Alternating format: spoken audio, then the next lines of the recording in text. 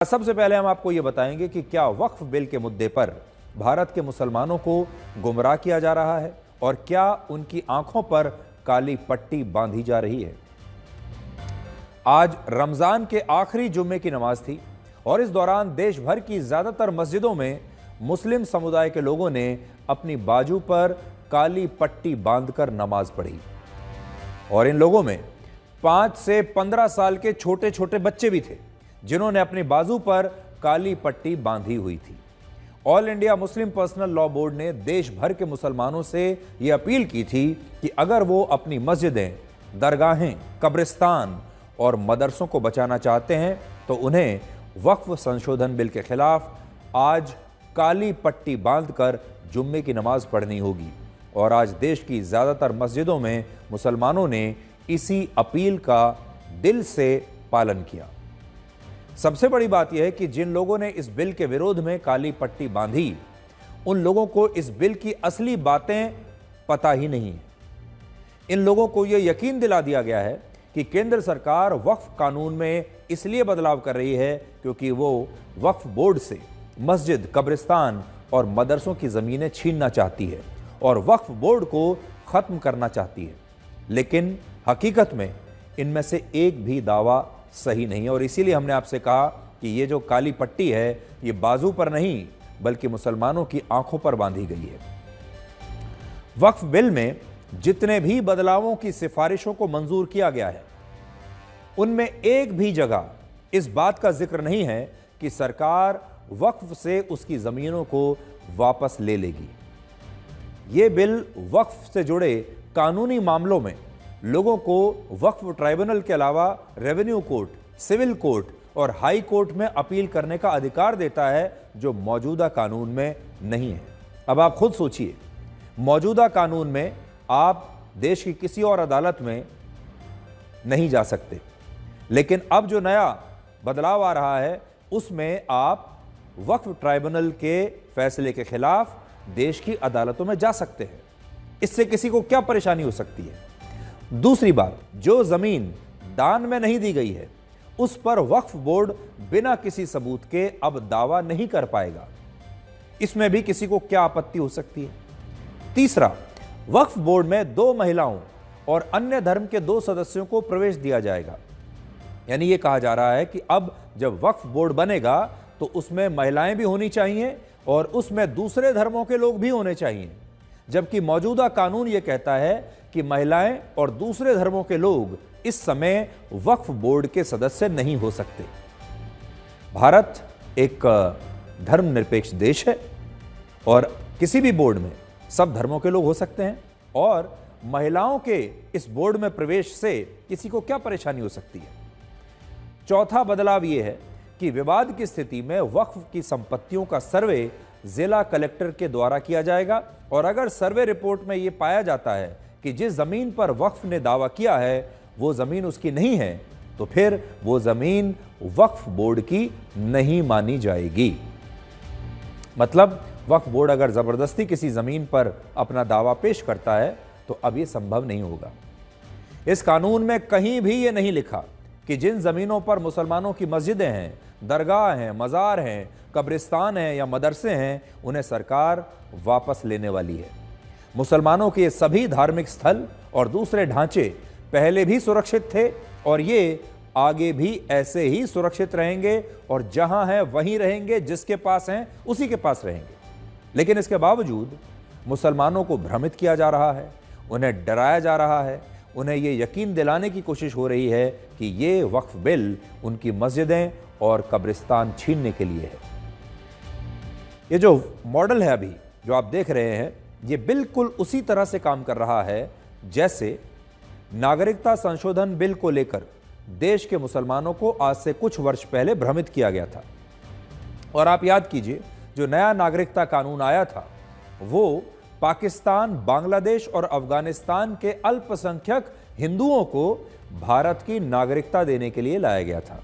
लेकिन उस समय भी देश में यह झूठ फैलाया गया कि इस नए नागरिकता कानून से भारत के आम मुसलमानों की नागरिकता छीन ली जाएगी और उन्हें डिटेंशन सेंटर्स में डाल दिया जाएगा। आप याद कर लीजिए और फिर इस कानून को लेकर देश भर के मुसलमानों ने कैसे विरोध किया था, आपको याद होगा। इस झूठ के कारण उस समय दिल्ली के शाहीन बाग में सड़कों को बंधक बनाकर 100 दिनों तक आंदोलन किया गया था। और आपको शायद पता नहीं होगा कि आज ये बिल कानून बन चुका है। अब हमारे देश में वो नागरिकता कानून बनकर लागू भी हो चुका है और सरकार को इस नए कानून को लागू किए हुए 1 साल से ज्यादा हो चुका है। लेकिन क्या आपने देखा कि इस कानून की वजह से भारत के किसी भी मुसलमान की नागरिकता समाप्त हुई हो? इसी तरह का दुष्प्रचार अब वक्फ बिल को लेकर किया जा रहा है, जबकि इसका मौजूदा जो स्वरूप है वो मस्जिदों और कब्रिस्तान की जमीनों से इसका कोई लेना देना नहीं है।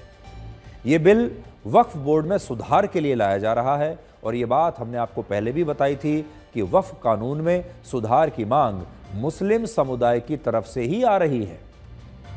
वक्फ की अदालतों में जो 40,951 मामले लंबित हैं, उनमें लगभग 10,000 मामले इसी देश के आम मुसलमानों ने दायर किए हुए हैं, जो वक्फ की मौजूदा व्यवस्था से बहुत परेशान हैं। आज हम भारत के आम मुसलमानों से यही कहना चाहेंगे कि अगर वो सुनी सुनाई बातों पर वक्फ बिल का विरोध करने के लिए अपनी बाजू पर काली पट्टी बांध रहे हैं तो बहुत गलत कर रहे हैं और उन्हें ये पता ही नहीं है कि ये काली पट्टी असल में उनकी बाजू पर नहीं बल्कि आंखों पर बांधी जा रही है, ताकि वो ब्लैक और वाइट में अंतर ना महसूस कर सकें, ब्लैक और वाइट में अंतर ना कर सकें और इस दुष्प्रचार पर आसानी से यकीन कर लें। सबसे बड़ी बात यह है कि इस बिल का विरोध करने के लिए जुम्मे की नमाज के दिन को चुना गया, जिसे मुसलमानों के लिए सबसे पाक या कह लीजिए सबसे पवित्र माना जाता है। इस्लाम धर्म में जुम्मे का अर्थ शुक्रवार से होता है और यह मान्यता है कि इसी शुक्रवार के दिन अल्लाह ने पहले आदम यानी पहले इंसान को बनाया था और यही कारण है कि इस दिन को अल्लाह के रहम का दिन भी माना जाता है और मुसलमान जुम्मे की नमाज करके अल्लाह की इबादत करते हैं। इसीलिए इसे पाक माना जाता है, पवित्र माना जाता है। लेकिन सोचिए, कुछ लोगों ने इस पाक इबादत में भी मिलावट कर दी और मुसलमानों को वक्फ बिल के बारे में झूठ बातें फैलाकर इन्हीं बातों के आधार पर देश भर की मस्जिदों में काली पट्टी बांधकर नमाज पढ़ने के लिए मुसलमानों को कह दिया गया। हम हुकूमत से कह रहे हैं कि आप आइन के खिलाफ एक कानून बनाना चाहते हैं जो आर्टिकल 14, 15, 26, 29 का वायलेशन है। हमारा कल्चर का हिस्सा है वक्फ, आप कैसे हमसे छीनेंगे? तो ये बीजेपी की हुकूमत करना चाहती है और सुनने में आ रहा है कि शायद पहली या दूसरी तारीख को बिल लाया जाएगा। ये ऐसा काला कानून है जिससे हमारी वक्फ की जायदादें खत्म हो जाएंगी। अगर कोई बात समझ में ना आए तो अपनी बात हुकूमत वक्त के सामने रखना है। ये हुकूमत से टकराव नहीं है, ना हुकूमत के साथ लड़ाई झगड़ा है। एक चीज़ समझ में नहीं आई है तो इस वजह से हमारे अकाबिरीन ने हुकूमत के सामने अपनी बात रखी है। यानी ये हमको बिल इसके खिलाफ, मतलब ये बिल नहीं पास होना करके बोल के पीस प्रोटेस्ट बोलते हैं इसको, शांति से पीस प्रोटेस्ट, ये काला धागा बन के एक पीस प्रोटेस्ट कर रहे हैं कि हुकूमत से हम रिक्वेस्ट और मनवी कर रहे हैं कि ये बिल लागू नहीं करना करके हमारा मनवी है। काली पट्टी बांध के सरकार को ये जताया कि हम ये कानून के खिलाफ है और बारंबार हमने ये रजूआत की है कि हम ये कानून को नहीं मानेंगे और ये कानून आप लाओगे तो हमारे लिए हानिकारक है। काली पट्टी बांध के हमने नाराजगी दिखाई है। क्या दिक्कत क्या है वक्त को? इस बिल को रिजेक्ट करना है, इस बिल को लागू होने नहीं देना है। ये अपनी मस्जिद और अपने कब्रिस्तान के हिफाजत के लिए है। किसने बोला कि ये अब सुरक्षित नहीं है, हिफाजत होने की जरूरत है? आया था मोबाइल पे मैसेज, तो इसी वजह से हम लोग ने बांधा है।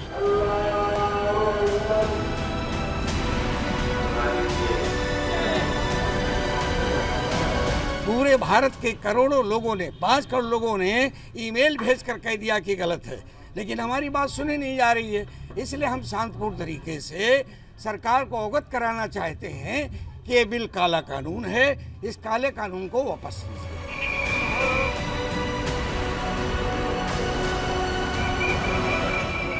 आज तमाम हिंदुस्तान के अंदर आप देख सकते हैं कि शांतिपूर्ण तरीके से खामोशी के साथ एक एहतजाज किया गया, हाथ पे काली पट्टी बांध के। ये एहतजाज वक्फ तरमीमी बिल के खिलाफ है, जो बिल हमारी मस्जिदों, हमारे मदरसों, कब्रस्तानों, खानकाहों के खिलाफ लाया जा रहा है। हम ऐसे बिल की पुरजोर मजम्मत करते हैं।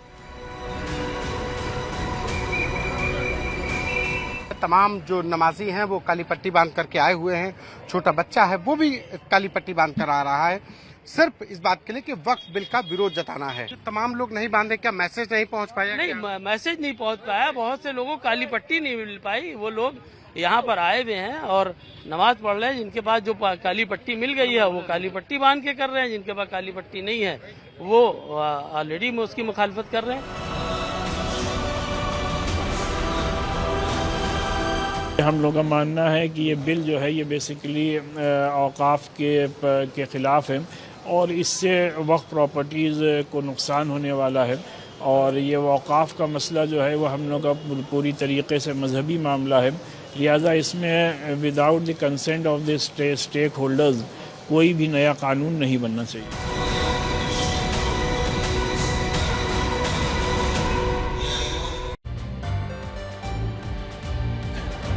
अब आप देखिए, ये इस समय रमज़ान का महीना चल रहा है, ये इबादत का महीना है, सबसे पाक, सबसे पवित्र समय माना जाता है किसी भी मुसलमान के लिए। और ऐसे समय में झूठ बोलना, फरेब करना, किसी को बहकाना, इस सब की मनाही है। ऐसे पवित्र समय में, ऐसे पाक समय में झूठ बिल्कुल नहीं बोलना चाहिए, धोखा नहीं करना चाहिए, फरेब नहीं करना चाहिए। ये खुद मुसलमान मानते हैं, लेकिन इसके बावजूद आज के दिन जब जुम्मे की नमाज पढ़ी गई, ऐसे समय में जब रमज़ान का महीना चल रहा है और उस समय लोगों से झूठ बोलना, लोगों को धोखा देना, उनके साथ फरेब करना और उन्हें बहकाना, ये कितनी गलत बात है। और ये सब कुछ खुलेआम आज इस देश में हुआ है और वो सिर्फ इसलिए हो रहा है क्योंकि कुछ नेता मुसलमानों का नेता बनकर अपनी राजनीति की दुकान चलाना चाहते हैं और राजनीति करना चाहते हैं। और जो आम मुसलमान है, जिसे पता ही नहीं है कि भारत की संसद में वक्फ बोर्ड को लेकर, वक्फ बिल को लेकर क्या नए बदलाव किए जा रहे हैं, उससे क्या होगा, क्या नहीं होगा, ये बदलाव क्यों किए जा रहे हैं, उसे इसके बारे में जानकारी ही नहीं है। उन सब लोगों को ये झूठ फैलाकर गुमराह किया जा रहा है।